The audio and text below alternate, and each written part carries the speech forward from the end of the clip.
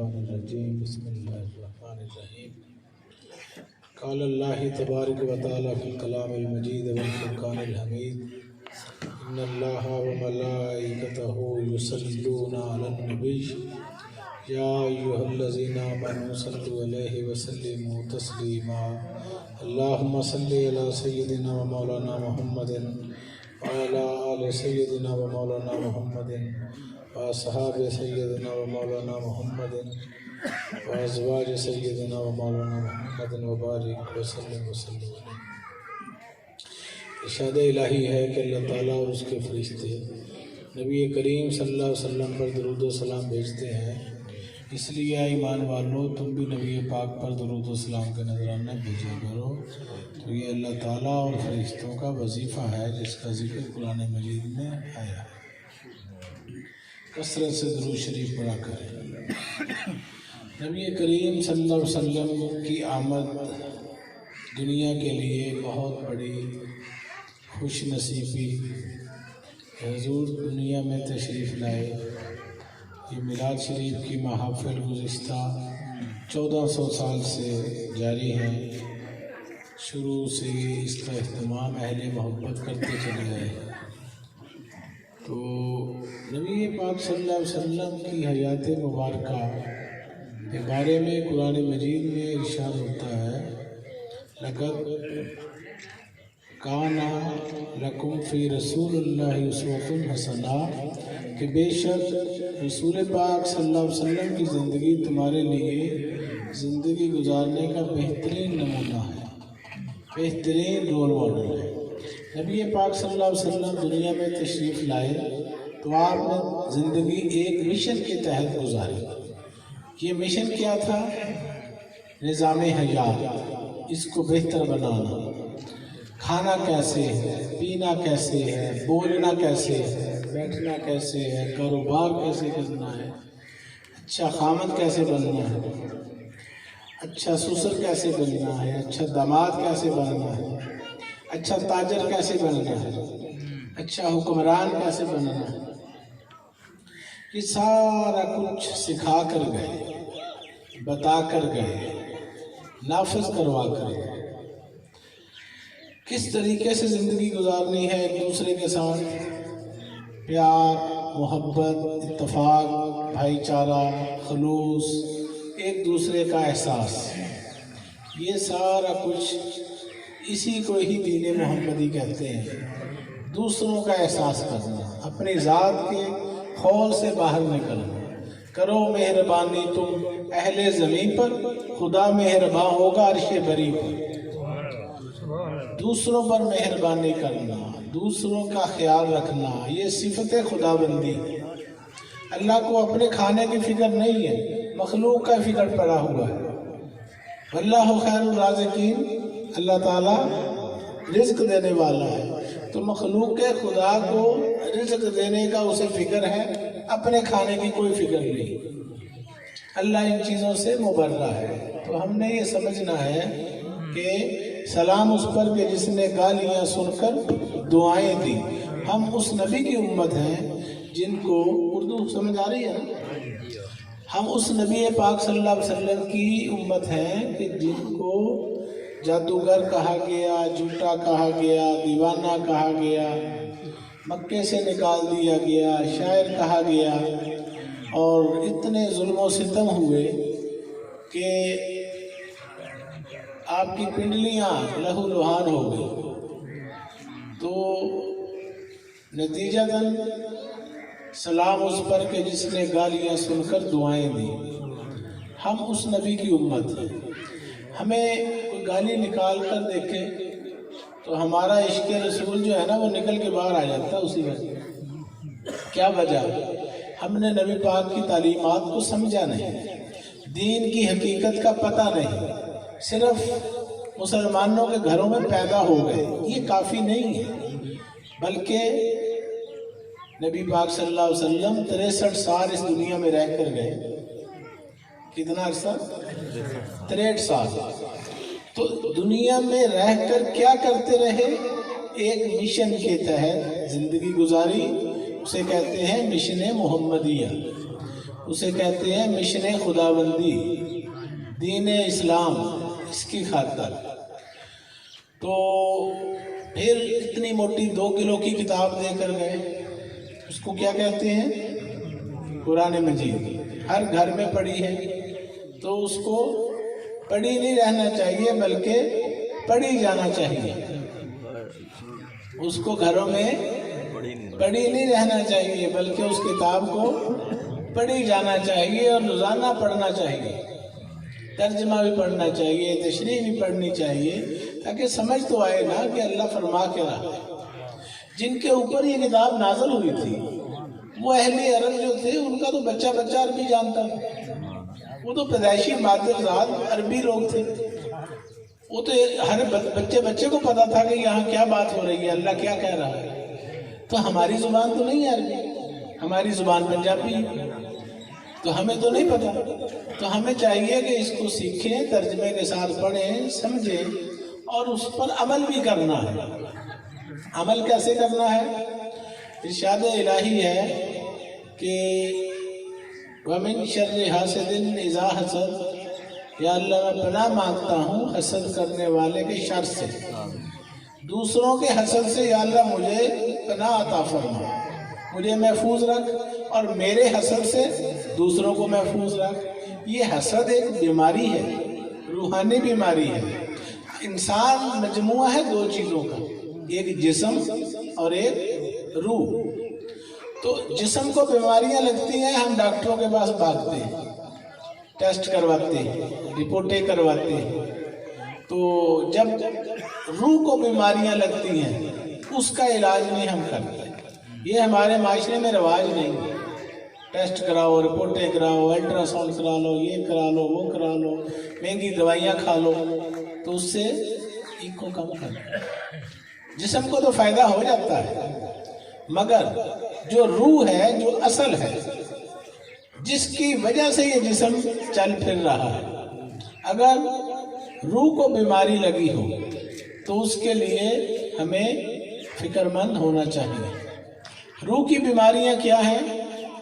حسد، بغض، کینہ، نفاق، کرودھ، غرور، تکبر، چغلی، غیبت، انا پرستی، تیری میری، لڑائی جھگڑا، غصہ، فساد، ذات پات، قوم، قبیلے، برادریاں، یہ اتنی بیماریاں ہیں کہ ان کو جب تک نہ نکالنا اس وقت تک نہ نمازیں قبول ہونی ہیں، نہ حج قبول، نہ عمرے قبول، نہ نفل قبول، نہ تہجدیں، نہ تسبیحاں، کوئی نیک عمل نہیں۔ حدیث پاک میں آتا ہے کہ حسد ایک آگ ہے جو نیکیوں کو ایسے جلا دیتی ہے جیسے آگ سوکھی لکڑیوں کو۔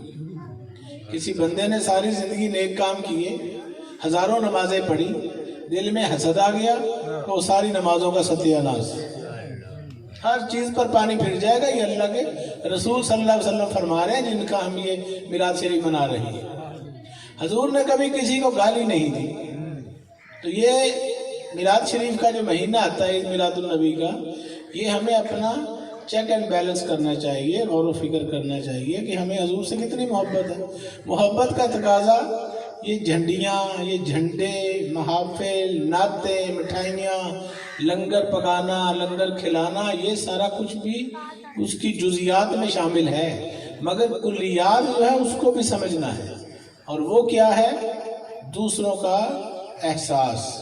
وَمَا أَرْسَلْنَاكَ إِلَّا رَحْمَةً لِّلْعَالَمِينَ، اے محبوب ہم نے آپ کو تمام جہانوں کے لیے رحمت بنا کر بھیجا۔ تو ہم غور و فکر کریں کہ کیا ہم بھی رحمت بن کے زندگی گزار رہے ہیں؟ ہم دوسروں کے لیے زحمت تو نہیں بنے ہوئے؟ قوت برداشت اس کو اپنے اندر پیدا کرنا ہے۔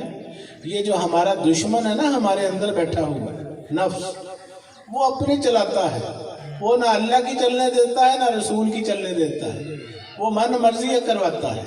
اس کے ساتھ غلبہ پانا، لڑائی کرنا، اس کے اوپر غالب آنا، اس کو رسول اللہ صلی اللہ علیہ وسلم نے فرمایا جہاد اکبر۔ یہ کیا ہے؟ جہاد اکبر، سب سے بڑا جہاد اپنے نفس کے ساتھ۔ बड़े मूजी को मारा, नफ्स अम्मारा को गर मारा। यही तालीम है औलिया कामिलीन की, बुजुर्गान दीन की, सूफिया की, जिनकी मेहनतों से यहाँ बर सगीर पाक व हिंद के अंदर इस्लाम का बोलबाला हुआ। यहाँ कुफरस्तान था तो इस्लाम तो उधर आया था अरब के अंदर, मक्का मदीना में। तो यहाँ जो आया इस्लाम ये इनकी मेहनतों से। यहाँ सहाबा नहीं आए, नबी नहीं आए, यहाँ इस्लाम अल्लाह के वलियों ने फैलाया तो करोड़ों मुसलमान हो गए। वरना आज के मुसलमान मंदिरों में बैठे होते, ढोलकियां बजा के मूर्तियों के आगे, बुतों के आगे भजन गा रहे होते। ये फैजान है औलिया कराम का।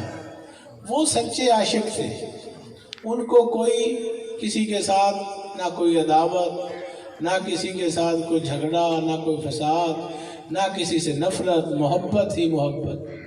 कोई भी आता है उनका दस्तरखान सबके लिए खुला है, अपना है, बेगाना है, गैर है, मुस्लिम है, गैर मुस्लिम, कोई फिरका है, वो कुछ नहीं पूछते। वो कहते हैं अल्लाह की मखलूक है, इसे लंगर शरीफ खिलाओ। क्यों कि जब अल्लाह नहीं ख्याल करता कि कौन मुझे मानता है कौन नहीं मानता, सारे जहान को रिज़्क़ दे रहा है, तो ये अल्लाह के नायब हैं, वारिसीन हैं। वो भी फिर अल्लाह की सिफ्त में रंगे जाते हैं, वो भी तमाम जहानों के लिए रहमत बनकर जीते हैं। तो अपनी ज़िंदगियों के अंदर बदलाव लाएं, 5 वक़्त की नमाज पढ़ें। ये नबी पाक सल्लल्लाहु अलैहि वसल्लम की अदाओं का नाम है। तो महबूब की अदाओं से मोहब्बत जो है ये आशिक की निशानी होती है। हम आशिक उस वक़्त बनेंगे कि जो कुछ हजूर ने किया वो हम भी करें। हजूर ने कभी किसी को तकलीफ नहीं दी, कभी किसी को धोखा नहीं दिया, कभी किसी के साथ झूठ नहीं बोला। आपके दुश्मन जो थे वो भी आपको सादिक और अमीन कहकर पुकारते कि आप सच्चे हैं, अमानतदार हैं, आप अमानतें रखवाते थे लोग आपके पास। ये 40 साल पहला ज़माना, जब अभी नबूवत का ऐलान नहीं हुआ, नबी होने का अभी ऐलान नहीं हुआ, अभी वही नाज़िल नहीं हुई। वो पहली ज़िंदगी सारा किरदार ही किरदार है, करैक्टर ही करैक्टर है, शरीफाना ज़िंदगी, साफ सुथरी ज़िंदगी। तो आप अल्लाह का शुक्र अदा किया करें, अल्लाह ने हमें कितना खूबसूरत दीन दिया है, दीन मोहम्मदी, दीन इस्लाम, जो दिन में 5 दफ़ा मुंह धुलवाता है। कितनी दफ़ा? तो 5 दफ़ा मुंह धुलवाता है और 15 दफ़ा मुंह पर पानी डलवाता है। एक नमाज के लिए वजू करें ना तो कितनी दफ़ा पानी डालते हैं? 3 दफ़ा। और 5 नमाजों में 15 दफ़ा जो दीन मुंह धुलवाए वो कितना खूबसूरत है, कितना नफासत पसंद है, कितना साफ सुथरा है। जहाँ सफाई वहाँ खुदाई। तो फिर जो चेहरा रोजाना 15 दफ़ा धुलेगा उस पर अल्लाह का नूर नहीं आएगा तो क्या आएगा? वो नूरानी चेहरे चमकते हैं, दमकते हैं, वो खुद भी पुरसुकून होते हैं, उनके पास बैठने वालों को भी सुकून मिलता है। अल्लाह वालों के पास दुनिया आती थी तो क्या वजह कि उनकी दीवानी हो जाती थी। वो भी इंसान, हम भी इंसान, 2 हाथ, 2 पाँव, 2 कान, 1 दिमाग, यही 2 पैर उनके पास थे, यही हमारे पास। फ़र्क सिर्फ ये है कि वो रसूल पाक के सच्चे आशिक थे, मुखलस थे, अंदर से भी बाहर से भी। तो हमने इस बात को समझना है कि ज़ाहिर व बातन में यकसानियत ये ज़रूरी है, सिर्फ बाहर से नहीं। हज़रत मियाँ मोहम्मद बख्श आरफ़ खड़ी शरीफ फरमाते हैं, 12 झाड़ू फेर न कुड़िए, 12 झाड़ू फेर न कुड़िए, हूं अंदर दा कूड़ा, ये अंदर दा गंद वाला, इसको साफ कर। 12 झाड़ू फेर न कुड़िए, हूं अंदर दा कूड़ा, दिल भर तेनू तकदा नाही, पंसिट कच दा चूड़ा। ये तेरी ज़ाहरी नमूदो नमाइश का कोई फायदा नहीं है अगर तू अंदर से साफ ना हो। हज़रत बाबा बुल्ले शाह सरकार फरमाते हैं, कर ले दिल दी सफाई जे दीदार चाहिए, कर ले दिल दी सफाई जे दीदार चाहिए। तू जहानतों की लेना तेनू यार चाहिए, ना मस्जिद दी ना मंदिर दी, ये खेड़ है तेरे अंदर दी, कर सोबत मर्द कलंदर दी, बंदे विच मौला वेखी सल्लल्लाहु अलैहि वसल्लम। تو یہ محمد الرسول تیرے اندر دے. حضرت سلطان باؤ فرماتے ہیں مرشد دا دیدار ہے باہو مینو لکھ کروڑا حجاں ہو. ایک حج نہیں، دو حج نہیں، چار حج نہیں، لکھ کروڑا حجاں ہو. لوں لوں دے مڈ لکھ لکھ چشمہ میں ایک کھولا ایک کجا ہوں. اتنا ڈٹھیا مینو صبر نہ آوے میں ہور کتول پجا ہوں. فرماتے ہیں منگن ایمان، ایمان سلامت ہر کوئی منگدا، عشق سلامت کوئی ہو. ایمان سلامت ہر کوئی منگدا، عشق سلامت کوئی ہو. جس منزل تے عشق پچاوے ایمان نو خبر نہ کوئی ہو. منگن ایمان شرماون عشقوں میرے دل نو حیرت ہوئی ہو. میرا عشق سلامت رکھی باہو میں ایمان نو دیوت روئی ہو. اب یہ باتیں ہیں تصوف کی دنیا کی، معرفت کی دنیا. شریعت محمدی، پھر ہے طریقت محمدی، پھر حقیقت محمدی، پھر معرفت محمدی. تو اگلی منزلوں کی طرف بھی جانے کی کوشش کریں. بچوں کو ہم کہتے ہیں نا کہ اگلی منزل میں جاؤ. اگلی منزل کا مطلب بھی دوسری سے تیسری میں.